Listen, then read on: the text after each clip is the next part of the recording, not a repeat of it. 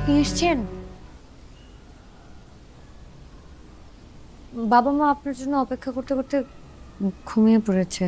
আপনাকে অনেকবার ফোন করেছিল, কিন্তু আপনাকে ফোনে পাওয়া যাচ্ছিল না।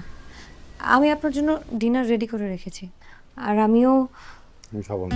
খাইনি। খেয়ে আসছি বাড়িতে। Thank you.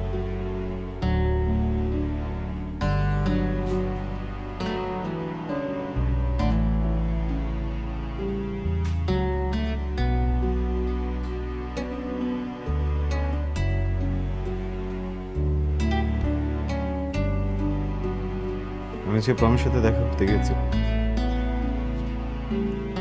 জি। ওকে আজকে সবকিছু বলে এসেছি। জি। ওকে এটাও বলেছি এদিকে সবকিছু সর্ট আউট করার পরে আমি এই সম্পর্কটা শেষ করে ওকে বিয়ে করব। জি। শুরুতে একটু কান্নাকাটি করছিল, পরে বুঝিয়ে বললাম আসলে অনেক দিনের সম্পর্ক তো, কেউই কাউকে ছাড়া থাকতে পারবো না, এই জিনিসটা তো বুঝি। কিন্তু দেখেন আমি না আপনার জীবনের ভালো মানুষটা না হতে পারলেও আপনার জীবনে খারাপ মানুষটা হতে চাই না। আমি চাই না যে সেলফিশের মতো নিজেরটা নিজে গুছিয়ে দেন হঠাৎ করে আপনাকে ডিভোর্স দিয়ে গায়েব হয়ে যেতে।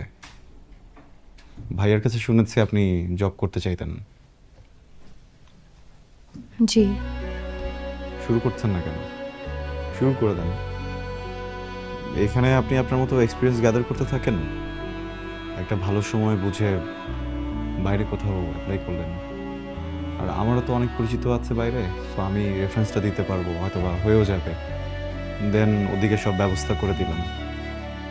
আপনি ওখানে সেট হয়ে গেলে তখন আমরা মিউচুয়ালি ডিভোর্সটাও কমপ্লিট করলাম।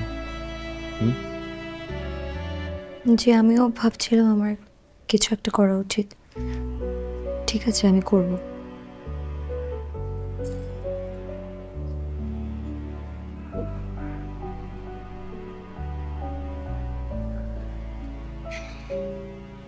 একটু কথা বলি। জি। এসির টেম্পারেচারটাকে একটু বাড়িয়ে দেওয়া যায়?